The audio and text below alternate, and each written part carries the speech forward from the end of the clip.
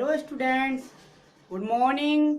मैं देवव्रत और आज बेटा हम आपको बीएससी फर्स्ट ईयर केमिस्ट्री का अपना 17th लेक्चर यानी कि 17वां लेक्चर पढ़ाने जा रहे हैं। आज का बेटा जी हमारा टॉपिक होगा एटॉमिक रेडियस। एटॉमिक रेडियस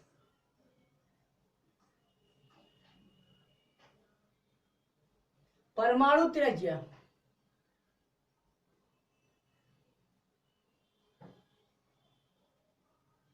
परमाणु त्रिज्या। तो बेटा जी सबसे पहला क्वेश्चन, परमाणु त्रिज्या क्या होती है? ठीक है, परमाणु त्रिज्या क्या होती है यह सवाल होता होगा। ठीक है बेटा, तो देखो परमाणु त्रिज्या बेसिकली है क्या, देख लेते हैं हम। ये कोई परमाणु बनाया बेटा जी हमने,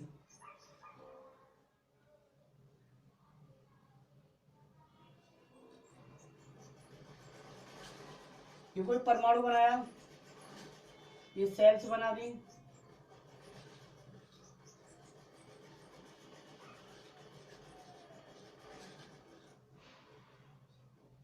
ये न्यूक्लियस है। ठीक है बेटा, ये परमाणु। अब लास्ट सेल में कोई एक इलेक्ट्रॉन है। ठीक है बेटा, तो ये कहते हैं 9th 10th में हमें पढ़ाया गया था कि परमाणु त्रिज्या किसे कहते हैं? किसी परमाणु के नाभिक से, किसी परमाणु के नाभिक से या नाभिक के केंद्र से अंतिम इलेक्ट्रॉन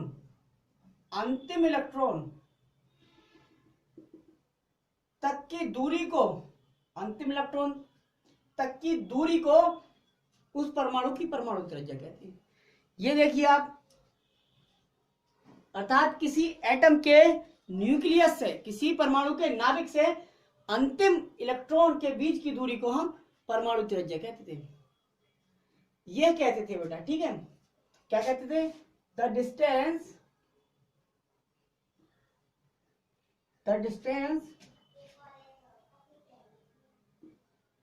डिस्टेंस फ्रॉम न्यूक्लियस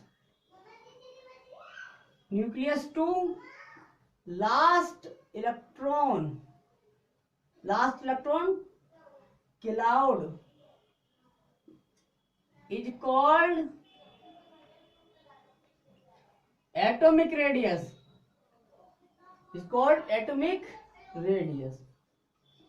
अर्थात किसी परमाणु के नाभिक से अंतिम कोश में उपस्थित इलेक्ट्रॉन के क्लाउड तक के बीच की दूरी को उस परमाणु की परमाणु त्रिज्या कहते थे।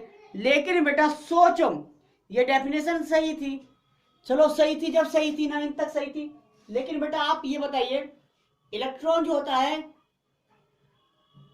उसे हमने बताया गया था, डी ब्रोगली क्वेश्चन पढ़ाई थी, तो उसमें हमने देखा था इलेक्ट्रॉन जो था डुअल नेचर का होता था। इलेक्ट्रॉन में दोहरा व्यवहार होता था, दोहरी प्रकृति होती थी। अर्थात इलेक्ट्रॉन पार्टिकल की तरह तो काम करता है, बिहेव करता है, बल्कि एक वेव की तरह, तरंग की तरह बिहेव भी करता है। अब बेटा अब सोचो, इलेक्ट्रॉन वेव की तरह बिहेव कर रहा है, तो इलेक्ट्रॉन,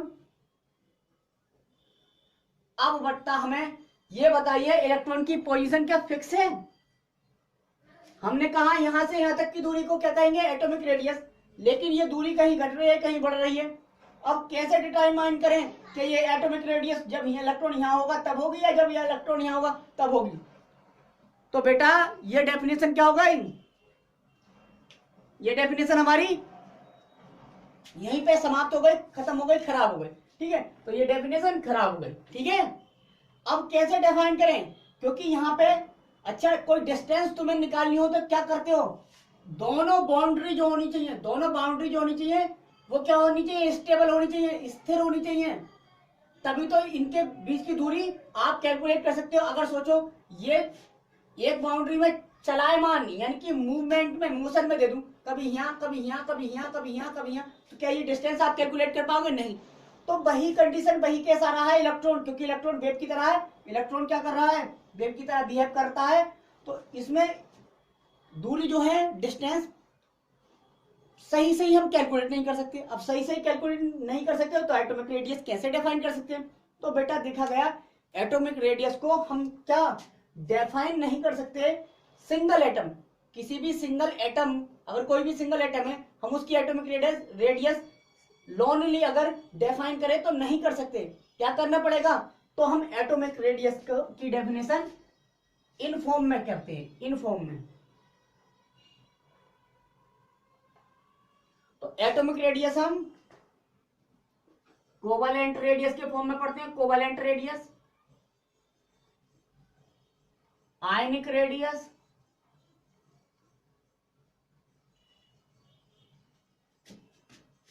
मेटेलिक रेडियस,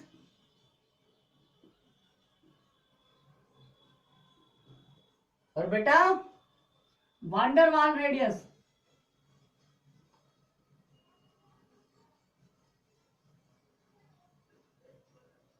तो बेटा एटॉमिक रेडियस को लोनली डिफाइन नहीं किया जा सकता, इसलिए एटॉमिक रेडियस को हम किन किन फॉर्म में पढ़ते हैं, सहसंयोजक त्रिज्या, आयनिक त्रिज्या, धात्विक त्रिज्या, वान डेर वाल त्रिज्या। ठीक है बेटा जी, ये हेडिंग डालिए, ये सब उतार लीजिएगा, जल्दी स्क्रीनशॉट ले लो या उतार लो। हो गया बेटा, अब देखते हैं।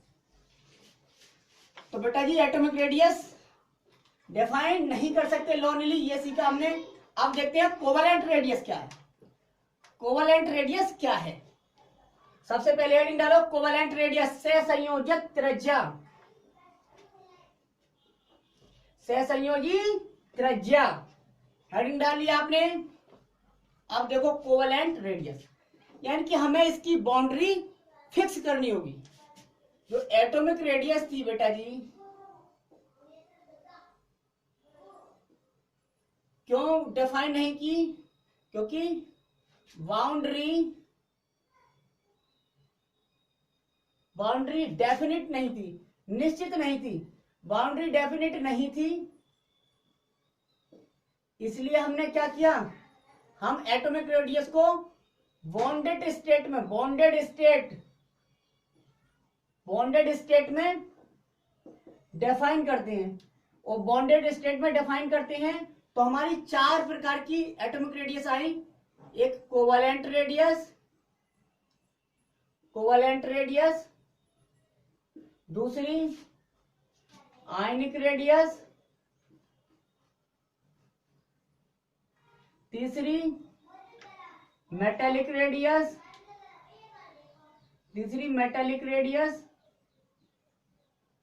चौथी बेटा जी वान डेर वाल रेडियस। हो गया। अब देखते हैं पहली कोवेलेंट रेडियस, ठीक है, वहां पे भी लिख दिया था लेकिन हमने ये सही करके लिख दिया, ठीक है बेटा। अब देखो जरा कोवेलेंट रेडियस क्या है। कोवेलेंट रेडियस देखते हैं बेटा जी, तो ये कोई कोवेलेंट रेडियस है, सेम एटम के बीच एक कोवेलेंट बॉन्ड बना है, ठीक है बेटा। तो देखा क्या, इसका न्यूक्लियस होगा, एटम ए का न्यूक्लियस होगा और एटम बी का न्यूक्लियस से बॉन्ड बनाएगा, ठीक है बेटा। एटम ए ही है, दूसरा भी एटम,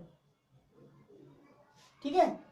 तो बेटा इसका एक न्यूक्लियस होगा, इसका भी एक न्यूक्लियस होगा। तो एक एटम के न्यूक्लियस से दूसरे एटम के न्यूक्लियस के बीच की दूरी, ये डिस्टेंस, ये न्यूक्लियस डिस्टेंस कैसे कहलाएगी, नाभिकों के बीच की दूरी कहलाइए, न्यूक्लियस डिस्टेंस। अब दोनों नाभिकों के बीच की दूरी के आधे को, आधा क्या हो गया बेटा जी, आधा तो ये हो गया, आधा तो यही होगा। इस आधी दूरी को क्या कहते हैं, इस आधी दूरी को क्या कहेंगे, इस आधी दूरी को कहेंगे हम कोवेलेंट रेडियस। ये है आपकी कोवेलेंट रेडियस। जैसे देखो दो क्लोरीन एटम है, दो Cl2, ये Cl2 मॉलिक्यूल है, इसमें दो क्लोरीन एटम है, एक क्लोरीन एटम ये है, ठीक है, दूसरा क्लोरीन एटम ये है, सही करके नहीं बना।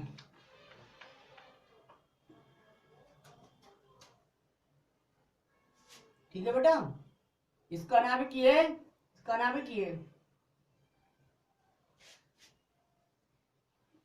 ये नाभिकों के बीच की दूरी, इसका आधा आधा तो यही होगा, ये क्या कहलाएगा, कोवलेंट रेडियस।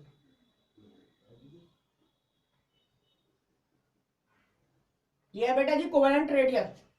ये होती जो है पूरी दूरी जो होती है बेटा जी क्लोरीन की, यहां से यहां तक दूरी होती है 1.98 एंगस्ट्रॉम, यहां से यहां तक की दूरी हो गई 0.99 एंगस्ट्रॉम। ठीक है, तो क्लोरीन की कोवलेंट रेडियस 0.99 एंगस्ट्रॉम होती है। हो गया बेटा। अब इसे परिभाषित कर देते हैं बेटा, ठीक है, अब इसे क्या कर देते हैं, परिभाषित कर देते हैं। जरा परिभाषित करते हैं, कैसे देखो, परिभाषित करते हैं, किसी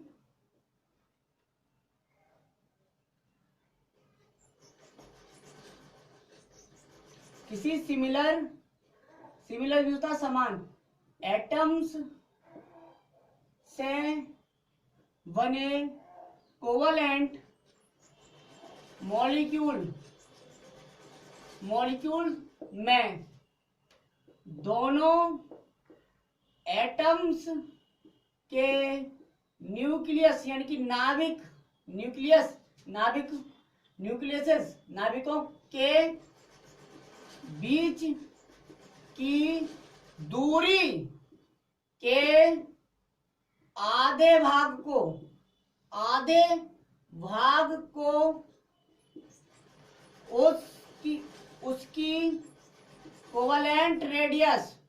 उसकी कोवलेंट रेडियस कहते हैं। उसकी क्या कहते हैं, कोवलेंट रेडियस कहते हैं। उसकी क्या कहते हैं बेटा जी, कोवलेंट रेडियस कहते हैं। ठीक है, हो गया, कोवलेंट रेडियस कहते हैं। एग्जाम्पल है, फॉर एग्जाम्पल Cl2 मॉलिक्यूल में Cl एटम्स के नाभिकों के बीच की दूरी बेटा क्या, दूरी 1.98 एंगस्ट्रॉम होती है। अतः Cl2 की कोवलेंट रेडियस कितनी होगी, कोवलेंट रेडियस बेटा जी 1.98, आधे भाग को मतलब 2 से भाग कर दो, यानी कि 0.99 एंगस्ट्रॉम होती है। हो गया बेटा जी, होती है। अब देखो बेटा, उतार लो। अब देखो क्या, कोवलेंट रेडियस यानी कि सहसंयोजी त्रिज्या बराबर सहसंयोजी त्रिज्या, यानी कि कोवलेंट रेडियस बराबर होता है दोनों नाभिकों के बीच की दूरी बटे 2 भाग 2। ठीक है, दोनों नाभिकों के बीच की दूरी भाग 2, ये हो गया। अब आती है बेटा जी दूसरे प्रकार की रेडियस, एटॉमिक रेडियस, जिसे कहते हैं आयनिक रेडियस। क्या कहेंगे बेटा, आयनिक रेडियस। अब है आपकी आयनिक रेडियस, तो हेडिंग लगाओ आयनिक रेडियस। अब ये आयनिक रेडियस क्या है, ये देखते हैं बेटा जी। आयनिक रेडियस, हेडिंग डालो number 2, ionic radius. Ionic radius क्या होती है देखते हैं। अब है बेटा जी आयनिक रेडियस। अब मान लो यहां पे भी एक आयन लोनिल लेके देखें, एक कैटायन ले लिया,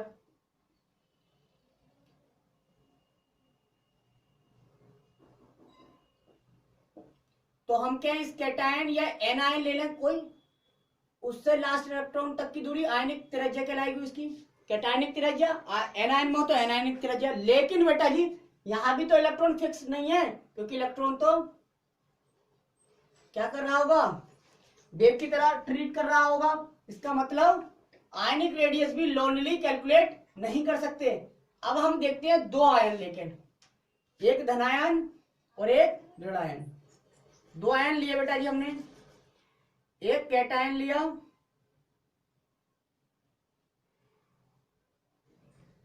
और एक एनायन लिया।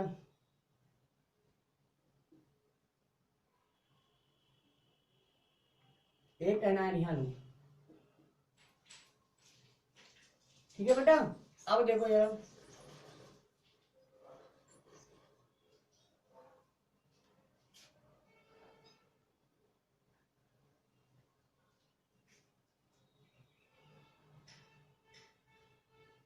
ठीक है बेटा। अब तीसरी सेल या ये काट देते हैं, चलो छोड़ो,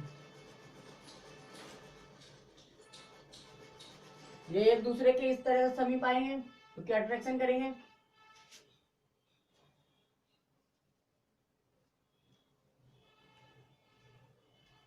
तो यहां पे क्या देखा बेटा जी, इसका न्यूक्लियस और इस एनायन का न्यूक्लियस, कैटायन का न्यूक्लियस और एनायन का न्यूक्लियस, इन दोनों के बीच की दूरी,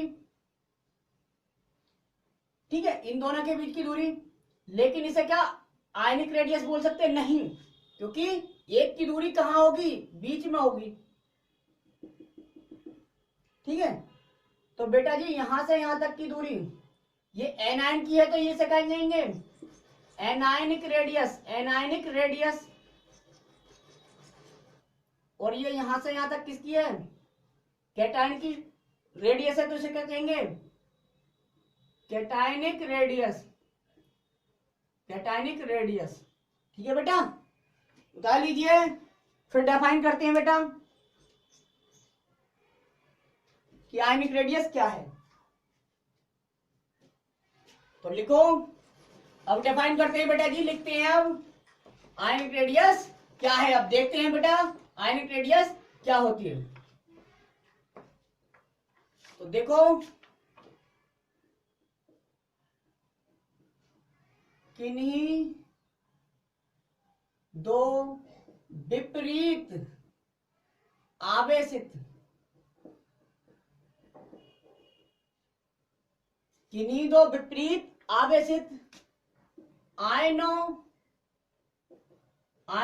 के